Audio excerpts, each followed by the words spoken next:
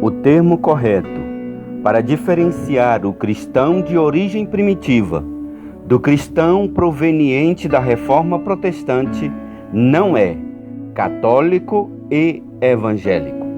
O termo correto é católico e protestante, porque assim como há protestante que não é evangélico, existem católicos que são evangélicos, pois etimologicamente o termo evangélico designa ao que é proveniente, ao que tem origem no evangelho, ou a quem vive segundo os princípios evangélicos. Por esta razão, o termo evangélico não pode ser empregado como nomenclatura para designar a membros de determinadas denominações protestantes, porque nem todo protestante vive segundo os princípios evangélicos, assim como há católicos que vivem segundo os princípios do Evangelho de Cristo. Isto é inegável. Você pode estar pensando, coçando a língua ou esbravejando, ou até mesmo já posto nos comentários: não, isto está errado. Os crentes são todos evangélicos, sim, e os católicos não. Porque a única regra, a única fonte de fé dos evangélicos é a palavra de Deus e a dos católicos não. Está errado, sim, sim, mas o que está errado é esta afirmação de que a Bíblia é a única fonte de fé do protestantismo. Devo lembrar-lhes de que a verdade é absoluta e que, embora todos acreditem ao contrário, ela permanecerá lá, inviolavelmente e absolutamente intacta. E que, segundo estrategistas maquiavélicos, uma mentira repetida 1000 vezes torna-se verdade. Na verdade, uma pseudo-verdade, que todos acreditam ser verdadeiro, embora, na sua essência, permaneça sendo uma mentira. Nisto consiste esta afirmação de que a Bíblia é a única fonte de fé no protestantismo. Na verdade, isto é uma pseudo-verdade. A Bíblia não é e nunca foi a única fonte de fé do protestantismo. A mais alta regra, a Carta Magna, em que se assentam os fundamentos da doutrina protestante, que norteia a sua fé, embora nas suas inúmeras variantes, não é a Bíblia, não é a palavra de Deus, não é o Evangelho de Cristo. São as teses de Martinho Lutero, além de uma vasta literatura de interpretações diversas que definem atualmente as particularidades da doutrina das infinitas denominações segundo os seus próprios fundadores e defensores. Portanto, este bordão protestante para arrebanhar cristãos ignorantes e alienados não passa de uma enganação, uma mentira descabida e sem fundamentos. Você ainda deve insistir em dizer que tudo isto não muda nada, afirmando que as teses de Martinho Lutero estão fundamentadas no Evangelho de Cristo, sendo ainda a Bíblia a única fonte de fé do protestantismo, o que ainda faz dos protestantes, independentemente de sua índole, verdadeiramente evangélicos.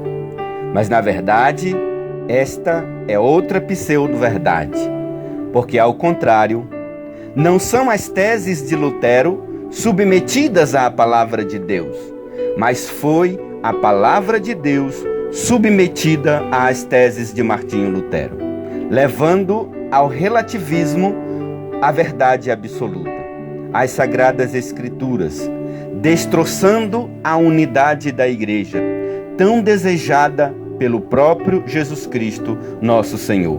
Portanto, regras anti-evangélicas. Confira Evangelho de São João, capítulo 17, versículos de 20 a 23. Há no cerne protestante a discórdia e a divisão, a livre interpretação da Bíblia, onde cada um interpreta a seu bel prazer e aplica tendo em vista os seus próprios interesses, e assim as igrejas protestantes se multiplicam, porque se um membro discorda de algo e entende baseado na própria interpretação da palavra ou as supostas inspirações de que Deus lhe confia uma missão, cria uma nova igreja, imprimindo em sua doutrina as suas próprias marcas.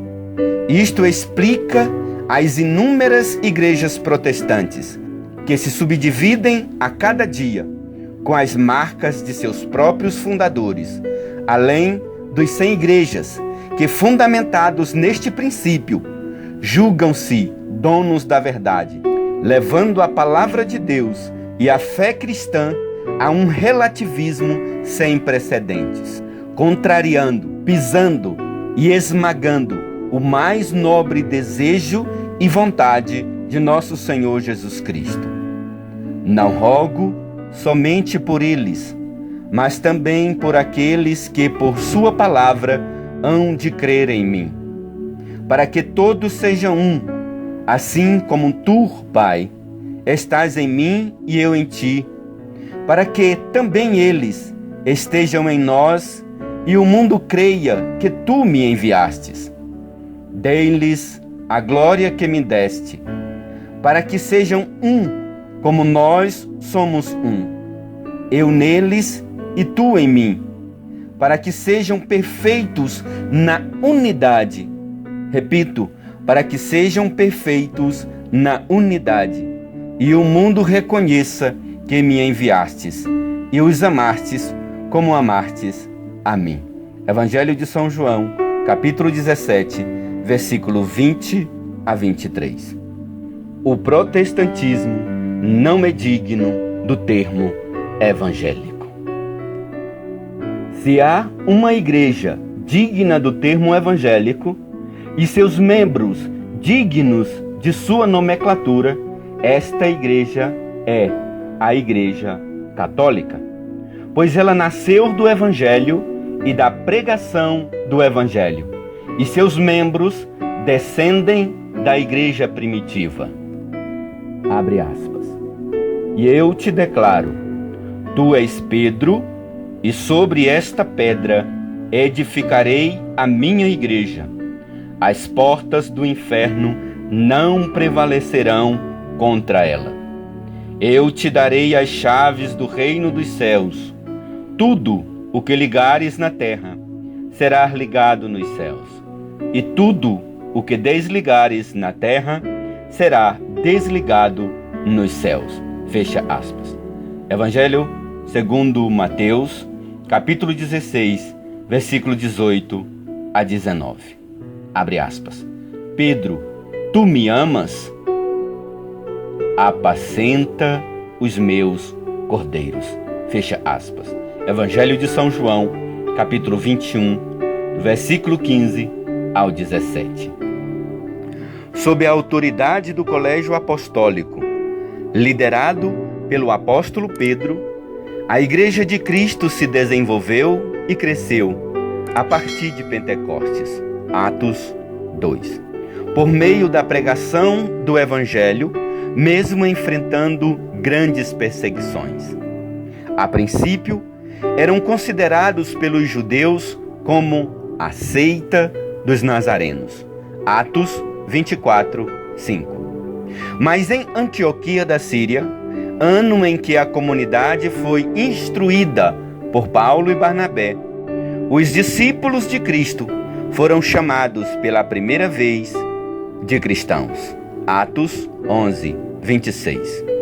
Mais tarde, no início do século II, também em Antioquia da Síria, o bispo apostólico Santo Inácio, que conviveu com São Pedro e São Paulo e fora discípulo do apóstolo João, menciona o termo católico à Igreja de Jesus Cristo, em uma carta à comunidade de Esmirna, a fim de reafirmar a autoridade episcopal, dar-lhe um status de plenitude universal, a Igreja total, na verdade e na união com Cristo, em detrimento à atribuição de seita do judaísmo, além do objetivo de diferenciá-la dos grupos heréticos já existentes no tempo dos apóstolos, mencionados nas Sagradas Escrituras. Confira 1 Timóteo 1, 3 a 4, 4, 1 a 4, 6, 20, 21 e Apocalipse 2, 2. E dar-lhes uma identidade referencial da verdadeira Igreja de nosso Senhor Jesus Cristo. Abre aspas.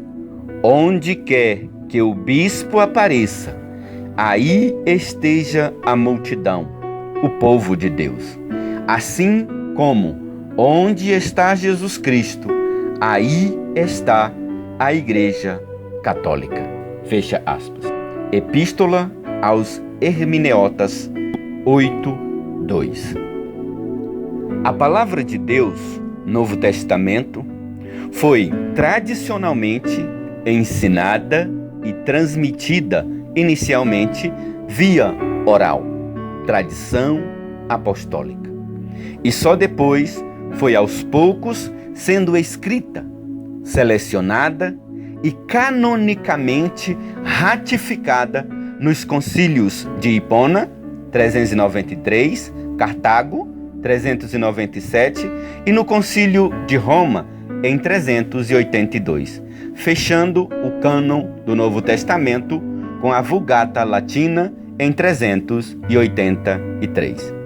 Mencionamos ratificada nos concílios porque quando os bispos tratavam das questões da fé nos concílios, eles não estavam tratando de algo inédito, mas apenas ratificando o que já era o pensamento da igreja primitiva. Do mesmo modo, a sã doutrina, a verdadeira doutrina cristã católica apostólica, ganhou contornos específicos por meio da patrística, os ensinamentos dos padres da igreja, ou pais da igreja, os padres apostólicos, com ratificação nos primeiros concílios da Igreja de Cristo, em detrimento às muitas heresias existentes nos primeiros séculos do cristianismo. Ao tornar o cristianismo a religião oficial do Império Romano em 380, com o Edito de Tessalônica, o imperador Teodósio foi claro e objetivo ao decretar que os seus súditos deveriam aderir e professar, abre aspas, a fé e a religião transmitida aos romanos pelo divino apóstolo Pedro, pregada como ele próprio pregou, evidentemente professada pelo Pontífice Damaso, 37º Papa da Igreja, na sucessão do primado da Cátedra de Pedro, e pelo Bispo de Alexandria, Santo Atanásio, grande defensor da sã doutrina cristã católica apostólica no combate ao arianismo, confirmando a fé segundo a doutrina apostólica e a doutrina evangélica, professando, cremos na divindade única do Pai, do Filho e do Espírito Santo, sob o conceito de igual majestade e piedosa trindade. Fecha aspas. Código de Teodósio 16, 1 a 2. Alguns protestantes vão insistir em dizer, sem evidências históricas, que a Igreja Católica foi criada por Constantino, o imperador romano que estabeleceu a liberdade de culto no Império em 313 com o Edito de Milão, por ele ter tido influências na convocação do primeiro concílio de Nicéia em 325, que tratou da divindade de Jesus Cristo e estabeleceu a primeira parte do credo niceno-constantinopolitano, que fora concluído no primeiro concílio de Constantinopla em 381. Abre aspas. Creio em um só Deus, Pai Todo-Poderoso, Criador do céu e da terra, de todas as coisas visíveis e invisíveis. Creio em um só Senhor, Jesus Cristo, Filho unigênito de Deus, nascido do Pai antes de todos os séculos, Deus de Deus, luz da luz, Deus verdadeiro de Deus verdadeiro, gerado, não criado, consubstancial ao Pai. Por ele todas as coisas foram feitas, e por nós, homens, e para nossa salvação, desceu dos céus, e se encarnou pelo Espírito Santo no seio da Virgem Maria, e se fez homem. Também por nós foi crucificado sob Pôncio Pilato, padeceu e foi sepultado. Ressuscitou ao terceiro dia, conforme as Escrituras, e subiu aos céus, onde está sentado à direita do Pai. De novo há de vir em sua glória, para julgar os vivos e os mortos, e o seu reino não terá fim. Creio no Espírito Santo, Senhor que dá a vida, e procede do Pai e do Filho, e com o Pai e o Filho é adorado e glorificado, ele que falou pelos profetas. Creio na Igreja una, santa, católica e apostólica. Professo um só batismo para a remissão dos pecados e espero a ressurreição dos mortos e a vinda do mundo que há de vir. Amém. Fecha aspas. A afirmação de que a Igreja Católica foi criada por Constantino é a típica estratégia. Abre aspas. Repita uma mentira 1000 vezes e ela tornar-se-á verdade. Fecha aspas. Uma pseudo-verdade, na tentativa de lançar dúvida e enganar cristãos ignorantes e alienados. Porque, primeiro, Constantino não teve participação ou voto nas decisões tomadas no concílio. As decisões foram ratificadas pelos bispos conciliares. Segundo, já existia na Igreja o símbolo ou credo apostólico, e os bispos conciliares não criaram ou acrescentaram sequer um elemento inédito à fé dos apóstolos. Este é o símbolo dos apóstolos. Abre aspas. Creio em Deus, Pai Todo-Poderoso, Criador do céu e da terra, e em Jesus Cristo, seu único Filho, nosso Senhor, que foi concebido pelo poder do Espírito Santo, nasceu da Virgem Maria, padeceu sob Pôncio Pilatos, foi crucificado, morto e sepultado, desceu à mansão dos mortos, ressuscitou ao terceiro dia, subiu aos céus, está assentado à direita de Deus Pai Todo-Poderoso, de onde há de vir a julgar os vivos e os mortos. Creio no Espírito Santo, na Santa Igreja Católica, na comunhão dos santos, na remissão dos pecados, na ressurreição da carne e na vida eterna. Amém. Fecha aspas. A grande questão ali, naquele concílio, era o arianismo, a heresia cristológica que negava a divindade de Jesus e que ganhava terreno no seio da Igreja, causando discórdia e divisão.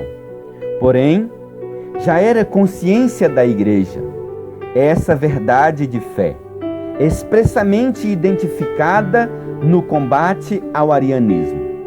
O que os bispos conciliares fizeram foi apenas evidenciar, ratificar e dar jurisprudência o que já era a fé da igreja primitiva, a fim de barrar tal heresia, que ganhava proporções desastrosas. O mesmo aconteceu no primeiro concílio de Constantinopla, para evidenciar a divindade do Espírito Santo em detrimento ao macedonianismo, a heresia do arcebispo de Constantinopla, Macedônio I, que negava a divindade do Espírito Santo. O terceiro ponto chega a ser até uma ironia, pois a verdade de fé, o dogma da Santíssima Trindade, ratificado nesses concílios que os protestantes usam para justificar que a Igreja Católica foi criada por Constantino, é a mesma verdade de fé, a verdade de fé preeminente que os possibilitam serem igrejas cristãs. As igrejas protestantes que se dizem cristãs e não admitem o dogma da Santíssima Trindade, nem sequer são igrejas cristãs. São, na verdade, pseudo-cristãs, no mínimo, para-cristãs, de cunho gnóstico ou ariano macedônico. E são as que mais blasfemam contra a Igreja de Cristo. A verdade é absoluta. Se há uma igreja criada por Constantino, o que ainda não pode ser verdade, essa igreja seria a Igreja Ortodoxa, sob o primado do Patriarcado Ecumênico de Constantinopla, antiga Bizâncio e atual Istambul, Turquia, pelos seguintes fatores históricos. Constantinopla foi construída por Constantino sobre Bizâncio, com a sua consagração ou inauguração em 330, levando o nome do próprio imperador para ser a nova Roma, totalmente cristã, a nova capital do império, onde se desenvolveu o Patriarcado de Constantinopla, elevado ao status de igualdade ao bispo de Roma, o Papa, em 451, acendendo disputas teológicas que levaram à primeira grande ruptura do cristianismo no início do segundo milênio. Embora não se possa negar a autêntica cristianização de Constantinopla, que constituiu um dos mais importantes bispados do Oriente, na nova capital do Império se vivia um autêntico sincretismo religioso, que chegou a converter a figura imperial em uma entidade de natureza divina, de realeza sobrenatural, que concentrava em si os poderes imperiais e pontificiais, o cesaropapismo, enquanto a Igreja Católica jamais deixou-se subjugar, sempre sobrepôs o poder espiritual ao poder temporal. Jamais admitiu o ortodoxo cesaropapismo ou o divino direito dos reis de cunho protestante. Portanto, se Constantino criou alguma igreja, aí está a resposta. Até 1054, quando houve o primeiro grande cisma no cristianismo, por ocasião das disputas teológicas do Patriarcado de Constantinopla, havia tão somente uma única igreja cristã, sob o primado da Cátedra de Pedro. E o protestantismo só nasceu séculos afins, com a Reforma Protestante, iniciada em 1517 pelo monge agostiniano Martinho Lutero. Jesus, porém, foi claro e objetivo na sua promessa. Abre aspas.